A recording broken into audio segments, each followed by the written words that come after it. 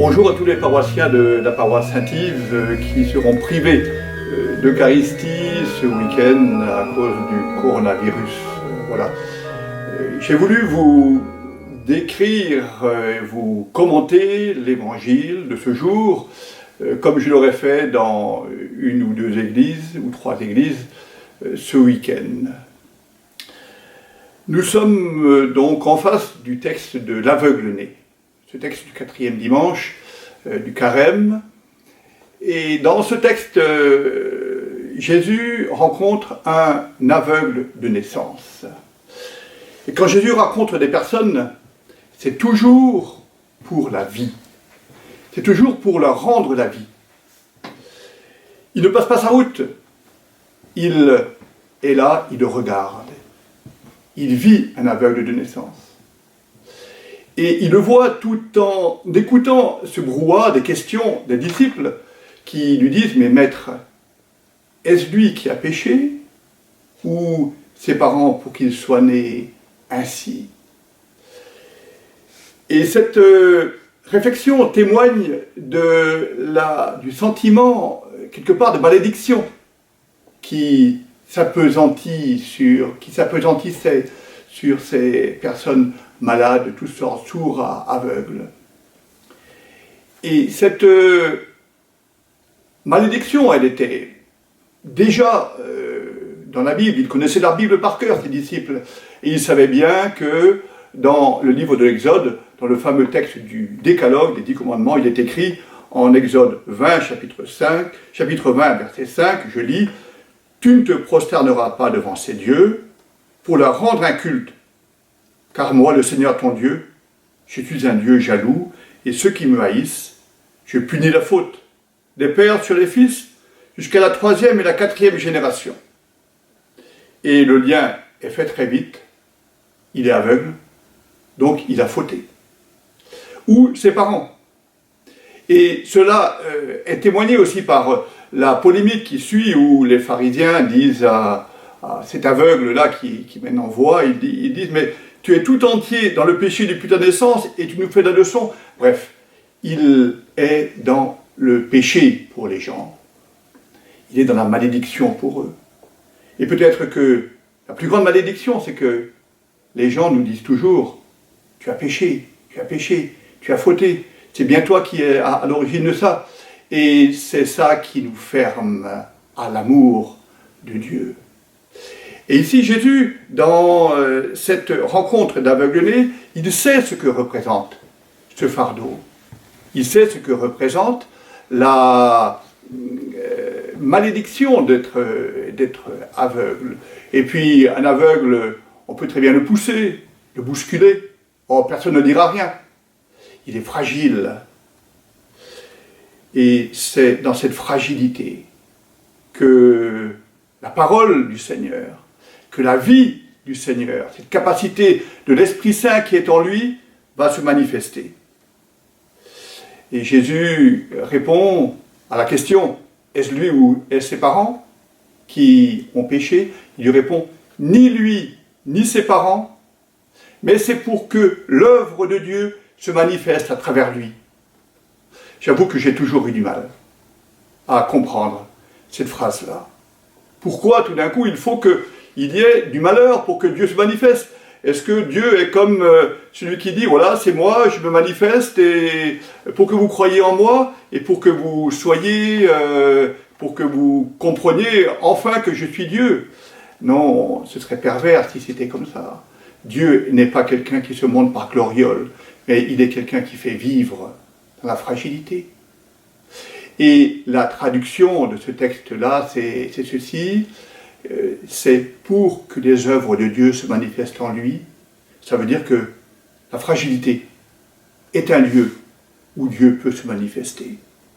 La fragilité est ce lieu de manque, est ce lieu de faiblesse où le Seigneur nous dit, écoute, offre-toi, offre ta fragilité, et j'y mettrai de la résurrection. Jésus s'approche des fragilités des gens.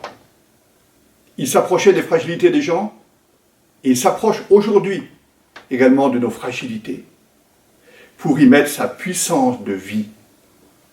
Ça rappelle le texte qui sera dit un chapitre plus loin, en Jean chapitre 10, « Je suis venu pour qu'ils aient la vie et qu'ils l'aient en abondance. » Isaïe disait dans le chapitre 42 d'Isaïe, ce qu'on appelle le deuxième Isaïe, écrit à peu près dans l'exil, pendant l'exil, il disait « Je ferai marcher des aveugles sur un chemin qu'ils ne connaissent pas. Je les conduirai par les sentiers qu'ils ignorent. Je changerai pour eux les ténèbres en lumière et les endroits tortueux en plaine. Voilà ce que je ferai. Je ne les abandonnerai pas. » Chez Isaïe, le terme aveugle pouvait signifier ici les aveugles spirituels, peut-être. Mais ici, pour Jésus, c'est un aveugle réel à qui il donne la vie. La fragilité est le lieu dont Dieu se sert et le lieu que Dieu va occuper pour y mettre sa puissance de vie. Un psaume, le psaume 119, le verset 91 dit ceci, le grand psaume 119, avec 100 ou 150 versets, dit ceci, « Par tes jugements, Seigneur, tout subsiste à ce jour, car toute chose est ta servante. » Et ça reflète aussi ce que disait saint Paul dans le texte aux Romains, au chapitre 8, « Dieu fait tout contribuer au bien de ceux qu'il aime. » Rappelez-vous ça. Dieu fait tout contribuer au bien de ceux qu'il aime. Tout, c'est-à-dire le positif, le négatif. Ça veut dire que tout est potentiellement le lieu de venue de la vie de Dieu. Et cela demande beaucoup d'humilité. Et quand Jésus demande à l'aveugle-né, « Va te laver à la piscine de Siloé », cet aveugle aurait pu dire, « Mais tu m'as mis de la boue sur les yeux pour que tu te prends pour un magicien ?» Et il y va humblement. Il est comme là, Naaman, le chef de l'armée syrienne, qui vient voir Élisée, et Élisée lui dit, « Va te baigner 7 fois dans le Jourdain. » Et il râle, il est orgueilleux, il ne veut pas. Et il y va, et cela le transforme. Il est guéri. On a du mal à croire à cet aveugle-né qui est guéri. On est comme les pharisiens, moi le premier, je suis comme les pharisiens qui dit, mais personne n'a jamais ouvert les yeux d'un aveugle de naissance. Personne. Et je suis souvent, dans ma mentalité de rationalité occidentale, à me dire, mais c'est impossible. Et peut-être que impossible n'est pas Dieu, comme on pourrait dire. Bref, il nous faut nous ouvrir et humblement nous mettre à croire dans la puissance de résurrection de Jésus. Car ce sont vraiment les œuvres de Dieu, ce n'est pas nos œuvres. Nous sommes incapables de faire ça. Et pourquoi alors nous sommes dans l'impossibilité d'y croire? Parce que précisément nous sommes aveugles, nous aussi. Et il suffit de reconnaître sa cécité, comme les pharisiens ont du mal à la reconnaître. Je vous invite à vous mettre devant le Seigneur et à relire ce psaume, le psaume 22 qui a été lu dans après la première lecture. Le Seigneur est mon berger. Il me mène vers les eaux tranquilles et me fait revivre. Il me conduit par le juste chemin pour l'honneur de son nom. Si je traverse les ravins de la mort et la maladie, et pour une part un ravin où la mort n'est pas loin, je ne crains aucun mal, car tu es avec moi, ton bâton me guide et me rassure.